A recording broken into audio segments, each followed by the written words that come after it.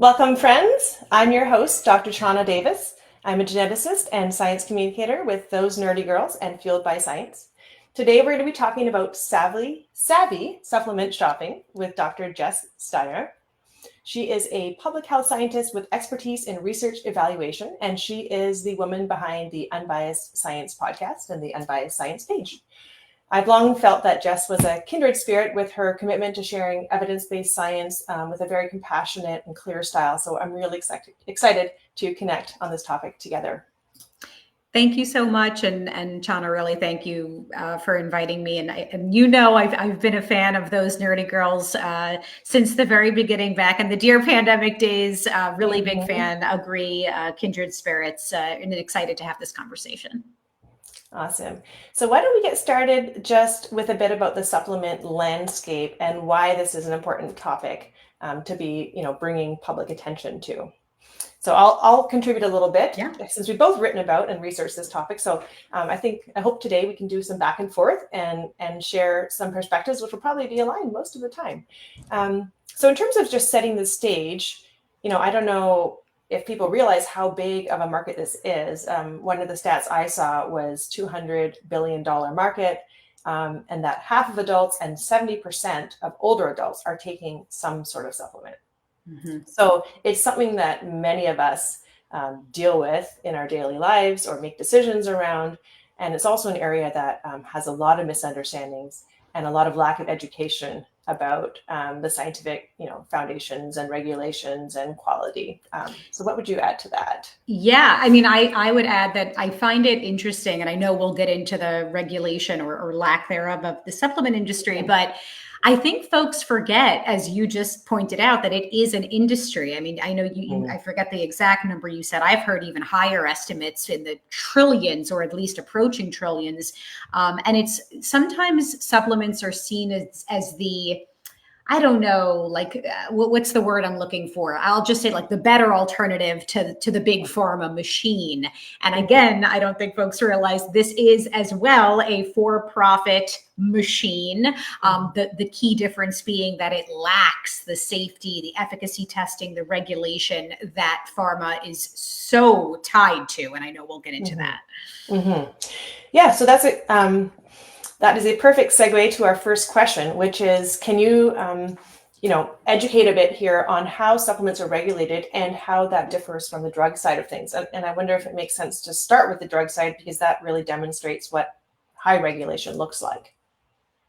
Yeah, for sure. You cut out for 1 second, but I know we're talking about regulation. And can I start with on the drug side of things? Yeah, I think that's a good idea. Is that okay? Sorry, I thought I heard that's what you said. So just a reminder for folks that the drug approval process starts pre-market, so long before these drugs ever hit the market, right? They're going through rigorous testing, preclinical trials. So we're talking about animal research, in vitro research in the lab setting, as well as human clinical trials. And this has to all be done before FDA approval. So you have to, the pharma companies have to make sure, they have to make clear that the drugs that they want to reach the market are meeting those safety and efficacy thresholds, first in animals and in lab settings, and then in humans. Mm-hmm. Then once the drugs hit the market, we're talking about, FDA ongoing monitoring of the safety of these drugs throughout their life cycle, right? So this includes that post-market surveillance for adverse events. Then again, efficacy, as I mentioned, drugs are they must prove their effectiveness for their intended use through very extensive clinical trials. Again, when we say clinical trials, we're talking about in humans. Purity, so there are these very strict quality control standards to ensure the purity and consistency of drugs. And then labeling. And labeling is something we have to talk about when it comes to supplements, but speaking about drugs first, all drugs have to include extremely clear and detailed information about the drug's uses, risks, any and all potential side effects, and dosage instructions. Mm-hmm. Did you want to jump in there, Chana, or should I? No, that's a great baseline against which to compare supplements. Yeah. So then there was this policy that was enacted in the mid 90s. It's called the Dietary Supplement Health and Education Act of 1994. And this really set the stage for the way that dietary supplements would be regulated and how they're different than the drug regulation process. So some of the key points of this act, and sorry, I am reading these. I just want to make sure I'm hitting on all the main points. It's the definition of dietary supplements. So the Act defined dietary supplements as products taken by mouth that contain a dietary ingredient that's intended to supplement the diet. And this can include vitamins, minerals, herbs, amino acids, and other substances. There was also some specification around the manufacturer responsibility. So this is a key difference between supplements and drugs because the Act places the responsibility for ensuring the safety and proper labeling of dietary supplements on the manufacturers and distributors, not the FDA. Again, key difference. So this means that supplements, they don't need the same pre-market approval by the FDA for safety or efficacy, which is the case for drugs. Then talking about FDA oversight. So the FDA does not approve supplements before they go to the market.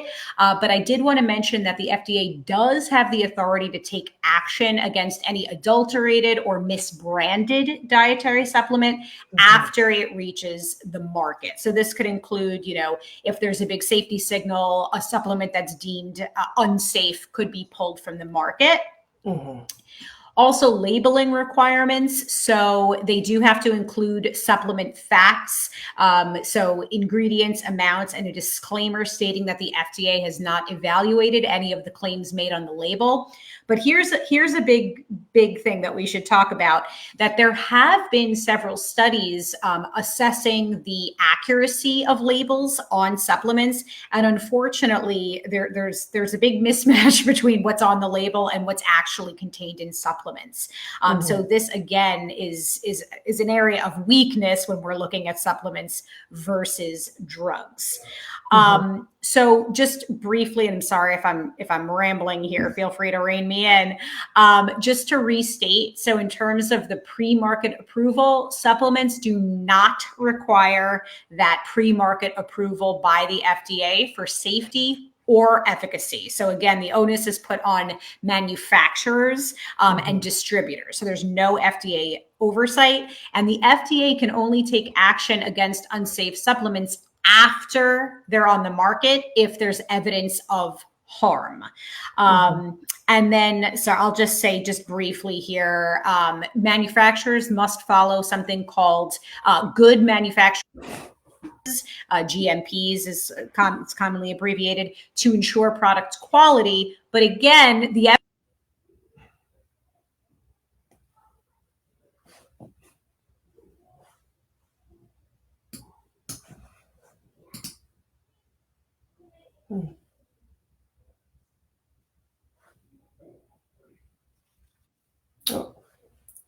Sorry, I think we lost Jess for a second there.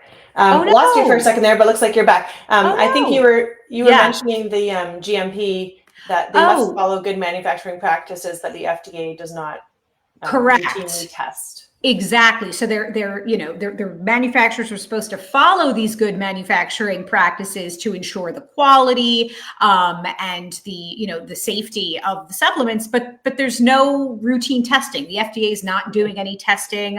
When it comes to purity, looking for contaminants, that's not happening. So again, just really underscoring that a very big difference is that we're putting a whole lot of trust in the manufacturers and distributors of supplements, and we're lacking that strict regulation, safety, efficacy testing that we have with federal oversight for drugs. Yeah.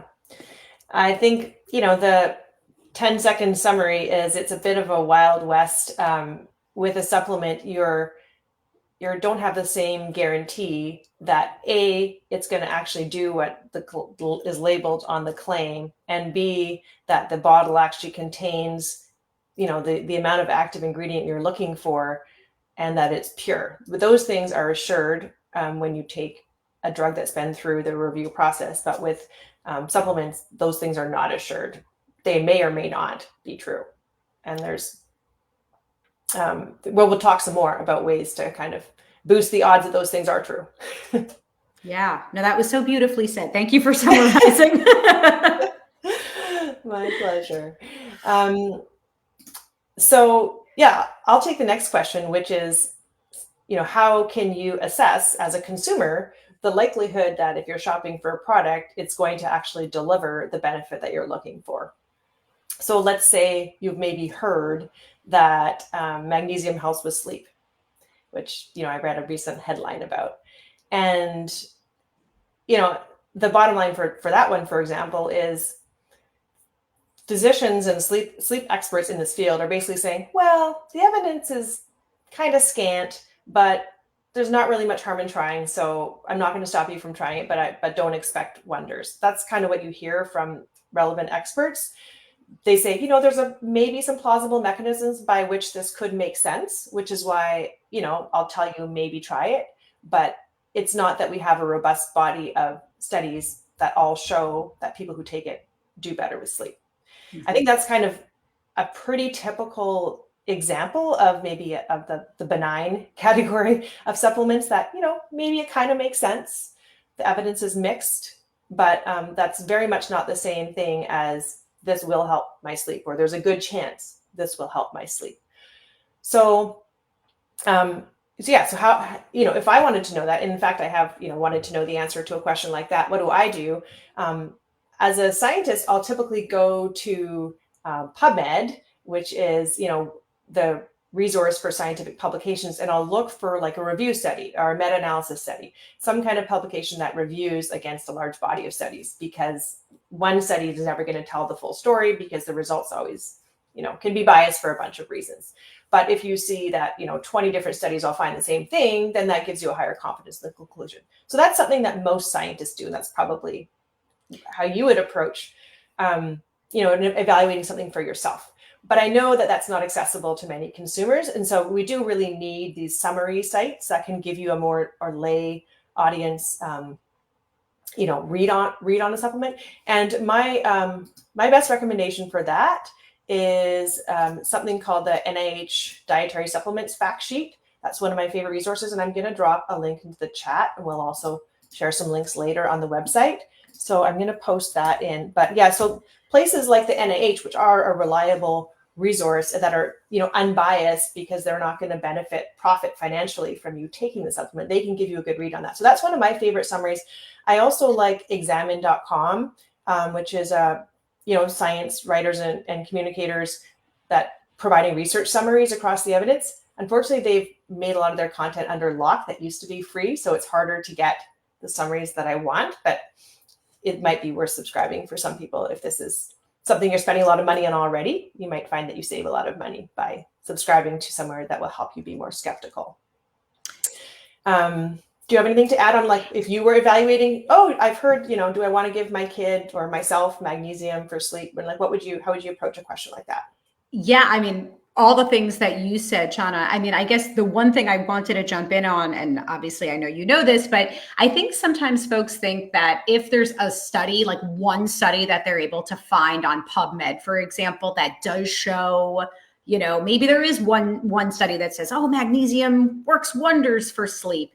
Mm-hmm. That one study, well, first of all, taking a step back, PubMed is a repository for studies, mm-hmm. right? So simply being on PubMed or being searchable via PubMed does not make a study like the be all end all, right? Yeah. And so that's why, rather than looking at individual studies, and in particular small studies or preclinical studies that maybe are conducted in rats or something like that, we have to look more at the body of evidence and the scientific consensus and people with relevant expertise, as you said, in these particular areas. So in total agreement, I feel like that's just a big, sometimes people understandably want to do their own research, but not fully understanding that, again, just the mere presence of an article in PubMed does not make it, fact. So just want to clarify. Yeah. I think, depending on the type of problem you're trying to treat, a good way to go would be to look at the relevant professional organization. Like if it's for cancer, maybe you're going to American Cancer Society, or you're going to, North American Menopause Society for something related to menopause treatment, something that has relevant like healthcare professionals that are not necessarily selling the supplements Right. Directly on the website, Yeah. Absolutely. And I know I might be jumping the gun. I know we'll get into some other third party, testing that might be seen as like a, Mm-hmm. Another vote of confidence for these things. But I won't jump the gun. I'll wait for us to get there. I think the most important takeaway under this potential usefulness is to not assume that just because it's been implied by the press or because a friend found a benefit, to just really be skeptical, because a lot of times whatever is being touted is not actually well supported by evidence. And that's going to be the minority of cases where there actually is good evidence behind something. And if I could just jump in with one thing there, I think, so many of us obviously trust our friends and family members. And absolutely, if they say, oh, I started taking this, I don't know, lion's mane or whatever it is, and I saw the X, Y, and Z positive results, we think, oh, I'll try it. Just remember, again, and I almost hate saying this, but it is so true. Like, anecdotes are not evidence. I know we, as the ones experiencing it, feel so strongly about it because there are personal experiences. But the reason we say that from a science perspective, of course, is that it's a single data point, right? And without looking at these controlled trials where we're controlling for all the other variables that might be impacting outcomes, we don't have a whole lot of confidence in the generalizability of one person's experience. So just real quickly, like, if a person starts taking a supplement, maybe they're making other lifestyle changes, and it might be that those lifestyle changes are also contributing to outcomes. Yeah. And, just trying a supplement just in case is not actually harmless, right? I mean, it's not only is it, maybe a waste of money, but if money is not a resource, is not a limited resource for you, I worry about people kind of de-emphasizing the ways that can be most effective in handling whatever the issue is that they have. So there's an opportunity cost to taking supplements and to consider. And there actually is a real harm of someone just commented on the chat about interactions with other medications, right? These things are not benign. And so to just be making a cocktail of supplements is not without risk if you're doing it without talking to a physician, and you don't know for sure what's the purity and the dose are not going to be as rigorously guaranteed as they are with the drug. So let's segue now into our next topic, which is quality and safety of a supplement, and how can a consumer go about navigating that?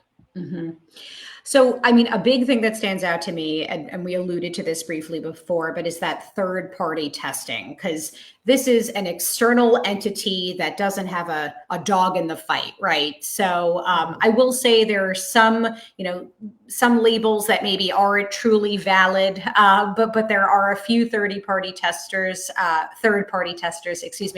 do stand out as being credible. So a few that stood out to me are the United States Pharmacopoeia, USP, NSF International, which I think was formerly the National Sanitation Foundation, but it now is just the NSF International, or Consumer Lab. And so these why am I saying 30 party? Sorry, third party testers, they'll test for quality and for purity. Just really want to be clear here that this does not equate to FDA approval. This is a completely separate thing. So for example, the US Pharmacopoeia, it's not a government entity, but it's again, not FDA approval, but I will say that the FDA often references the USP standards. So that's just one way to look at it. But just to clarify, that's around does the bottle contain what it's supposed to contain? Exactly. Does it contain the right active ingredient, and does it not contain impurities? That's not the same thing as will magnesium help with sleep? That's efficacy. That's like performance and delivering on the claim. Absolutely right. I'm sorry if I messed up. You don't. I just think, but the word quality kind of can be. You can sort of assume that quality implies it does what I hope it's going to do. For sure. This is all about like the accuracy of labeling. Does it contain, right, what it says? And in the did you just say this? Sorry, in the quantities in which it's supposed to be present. That's a big thing as well. And also impurities and perhaps things that are not listed at all on the label that are detected in supplements. So these third-party testing entities can be helpful to instill a bit more confidence. And then, I mean, there are some other things that you could do. I mean, just even a quick search of a manufacturer, just looking into a company's reputation, some of their manufacturing practices. Are there major red flags like a history of recalls or warnings for their products? I mean, we're talking about looking at the ingredient list, but then at the same time, I'll say sort of take the ingredient list with a grain of salt, right? Because again, we're not always confident that the labels on supplements are accurate. So that's a big thing. Certainly looking out for potential allergens or contraindications. I know we started talking about drug interactions, and I think unfortunately there's this misconception in particular for like herbal supplements or if things are natural that they're natural so they can't be harmful, and that's just not the case. I just recently did a post, and this is we'd have to have a whole other hour to talk about this, but on curcumin and turmeric supplements and what people don't realize is that these supplements can actually cause liver damage. There's some curcumin-related hepatic, all these liver issues. There's also interactions with iron absorption, if I'm not mistaken. So people who have issues with their iron might want to be cautious. So again, just because something is natural or herbal does not mean that it's safe or that there can't be these interactions. And that's why it's certainly, before you start anything, you want to have a conversation. I mean, I know we're on the same page here. You want to have a conversation with your healthcare provider who knows your medical history, the medications that you're taking, any risks before you start something new. I'm getting a comment about, this is a little bit tangential to this ingredient purity, but it's sort of related enough that I'll bring it up here. What about bioavailability and, tablet form versus getting something from your food? Do you have anything you want to say about that?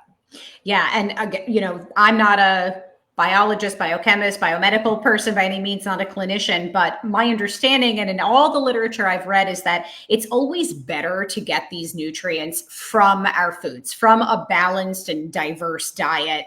I don't know, Chana, if you wanted to comment at all specifically on bioavailability, but, and this is something I was going to bring up later. I don't know if now's the time, but it's like the folks who might benefit from supplements, people who don't have access to, a healthy, nutritious diet, they're the ones who often can't afford these supplements. And the people who are taking them already have access to the nutritious diet. And it's, and that's why the supplements really aren't doing a whole lot for those folks who actually have the means to afford them. Sorry if that was too tangential. Yeah, I would just say from like a biochemistry perspective and bioavailability, it's something I've looked at a bit because I eat a plant-based diet and I want to be mindful of, am I getting enough iron? And so thinking about getting iron from, like iron as example, iron from meat versus iron from plants versus iron from pills.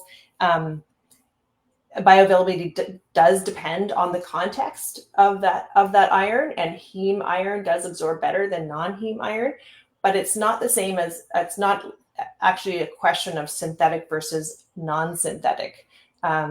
Anyways, it's I would just say there is a trend in the direction of absorption. Like eating it from your food is better for sure because you're going to get lots of other nutrients too, but bioavailability isn't always going to be better from food because there might actually be some compounds in the food that actually inhibit the absorption, just depending on that particular food and the combination of nutrients in it. Often they tend to be synergistic, but it's not something that's guaranteed. And sometimes you may even be better off having a nutrient in isolation if in nature it might be found with something that inhibits absorption. So I would just say it's not black and white. So I wouldn't rule out, synthetic nutrients in pills can definitely, I don't know if we lost Jess again. I would just say I wouldn't rule out the idea that you can overcome a nutritional deficiency from a pill. We know that as a fact. You can overcome a nutritional deficiency from a pill. It's just that it's recommended from food because usually you're getting multiple other beneficial nutrients at the same time. So where are we now? We've kind of sidetracked, so sorry about that. Let's get a little bit personal and talk about some of our own decision making, because I think that can be helpful for people. And I'll just build on what I just started explaining about my own situation. So I think the place that supplements are going to be, dietary supplements are going to be most useful is when you're potentially going to have a nutritional deficiency otherwise. So if you are someone who eats, a nutrient-rich diet that has lots of fruits and veggies, good sources of protein, good sources of grains and fats, you're probably going to be okay. But if for some reason your diet is restricted, economic, allergies, ethical preferences, whatever it is, then you need to do kind of a scan and think about, are there nutrients of concern given my situation? And for me, I want to know, I've always had borderline iron, so that's something that I have supplemented occasionally over time. I also make sure that I get B12, and I have B12 fortified soy milk. And calcium is something that I also supplement because I have a family history of osteoporosis, and I get a lot from plant-based milks, but I just want to be careful about covering my bases there. I also take vitamin D. I'm not available right now. Sorry. Mom life, right, I get it. Bronwyn, jeez. We're humans. I'm on camera right now. So yes, we are humans, and I guess I can speak about my kids. I have 3 kids that are vegetarian as well. So they drink soy milk, and that's how they get a lot of calcium. But I do give them some calcium supplements, some iron. We check on that. And so really it's all about avoiding deficiencies. And yeah, I'll occasionally use protein powder because I know that my protein intake, can be kind of borderline. And so if I feel like I want to boost it and I'm working out more to supplement that, I'll use protein powder. And then when I was pregnant, I took prenatal vitamins with folic acid. So that's my profile, but it's very much designed to complement my plant-rich diet. Mm-hmm. So, and I could jump in if I can with what I've done. And it's interesting. It's sort of evolved over time, and I'm going to be totally transparent. So I like you, when I was pregnant, I was taking prenatals for sure. But before then, I was influenced by some loved ones who I love and trust very much, who were recommending elderberry supplements and those chewable gummies. And I was taking them for a while. And frankly, they wasn't doing any harm, but it wasn't really doing any, there was no benefit either. And once I actually did some research on it and looked into the data were not compelling, and I stopped taking elderberry supplements. But it's funny, and if I can go off on just a slight tangent, I was having a conversation. I don't know if you're familiar with Dr. Joe Schwartz. He's wonderful. He's a brilliant chemist out of McGill in Canada. Yes, I love the McGill page. Shout out to McGill. Yes. Office of Science and Society or something. Yes. And I've had so many great conversations with him, and he shared a really interesting anecdote, and I pulled it here, and we can link to it. I know, you'll share some links to stuff, but talking about eminence versus evidence, and he gave a case study, vitamin C, and I'll just jump to the punchline, and then I'll come back to the specifics of this. But we both acknowledge the data really are not all that compelling at all for vitamin C or for zinc. There's some evidence that zinc, if taken early on in the course of an illness, might shorten illness duration or lessen severity of symptoms. But it's not. There's not a whole lot of evidence. Mm-hmm. But he and I both admitted that early on, if we feel like a tickle in our throat, we may reach for some vitamin C or zinc. And I just wanted to read this. I thought this was so cool. So this is from Dr. Joe Schwartz. Again, this came from the McGill page. I saw you just linked to it. So he said, And this is a story about Dr. Linus Pauling, who's a very well-respected chemist. So curiously, in 1970, this eminent scientist who had published hundreds of peer-reviewed articles in the world's leading scientific journals penned a book claiming that the common colds can be cured with large doses of vitamin C. Incredibly, he offered no evidence other than his own and his wife's personal experience. But since Pauling was widely acclaimed as one of the world's leading scientists, the press jumped on the vitamin C story and supplements of the vitamin flew off the shelves. And in this case, evidence had been trumped by eminence. And I love that example. And I think it's sort of, I don't know, like even knowing that there's not a whole lot of evidence, even still, this is something I do, if I'm being honest, I do occasionally reach for. I'm going to put a link in because I do love their articles in general. Yeah. And it's funny, as a scientist, I do feel like I have to walk the talk and, not take things just in case, but it's tempting sometimes. Like I remember when I was having trouble conceiving, I was contemplating trying acupuncture, which I never would have contemplated otherwise. But when I felt I had no alternatives, it's like, well, maybe, Right. Well, and sorry, I didn't mean to interrupt you. I was just going to say, I think that's the thing about, when we have these conversations about supplements and other like alternative things like acupuncture, it's that we have to acknowledge, right, that the reason that people are often seeking these things out is because they're dealing with chronic conditions or chronic pain, and they're looking for some relief. So we get it, right? It's just when we actually comb through the available evidence and data, there's just not a whole lot to support it. And then you throw in these safety issues, efficacy, lack of regulation and oversight, labeling issues. It definitely raises some red flags. Yeah. So why don't we wrap up with red flags? What would be showstoppers for you if you're, considering, because there is a distinction between something, well, it's harmless, why not? And then this is really not something you should go near. Do you have anything to say on that topic? Yeah, I think my big thing is if it's claiming to be a panacea, these overstated, lofty, promises of you take this supplement, it'll cut your risk of cancer, it'll, just revolutionize some aspect of your life, quantity, quality of your life.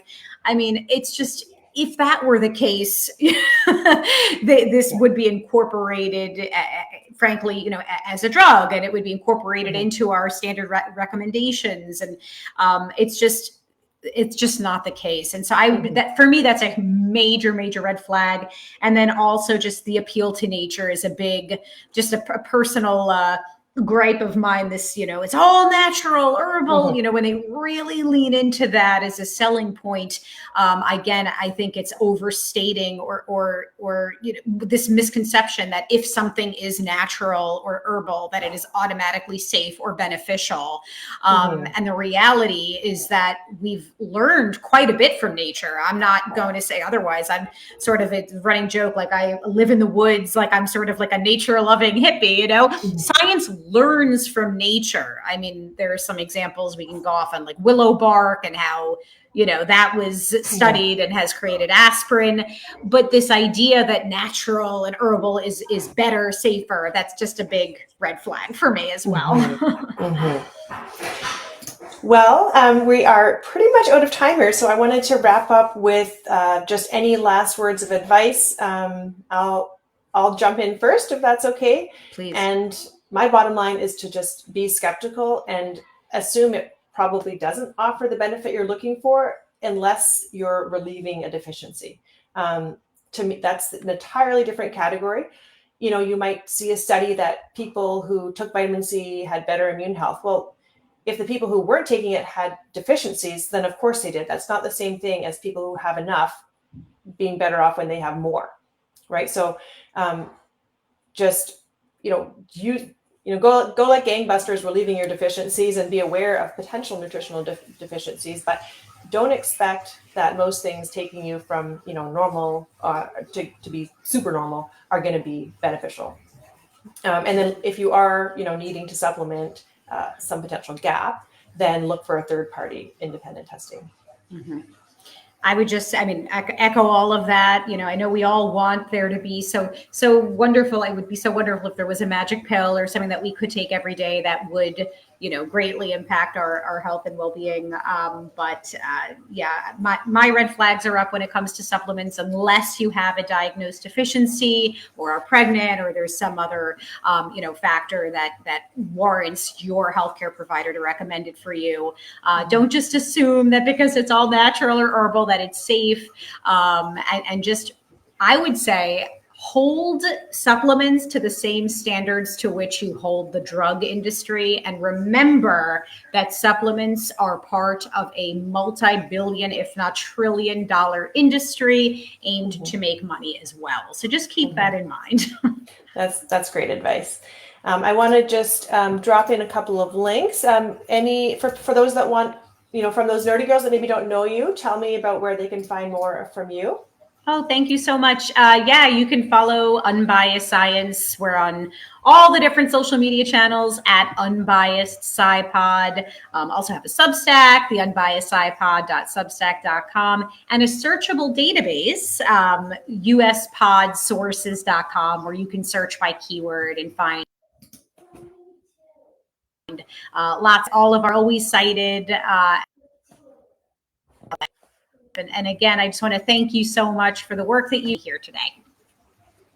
Oh, well, thank you so much for joining me. It's been a really smooth conversation, since you and I are very much on the same page and have both, thought and researched this a lot, both for our personal lives and for sharing with others. And it is something that can be very overwhelming. So we get it, and it just does take time. You're going to have to put time in before you invest in a supplement if you want to get something that's actually going to help. So we are officially out, and I will just advise following those nerdy girls on all social media channels and signing up for our Substack, which you can get to on our website at thosenerdygirls.org. And then I also have my own page and my own Substack. My page is Fueled by Science, and my Substack is called Healthy Choices Fueled by Science. So that is it. Thank you all for joining us, and we hope to see you soon on another live. Take care.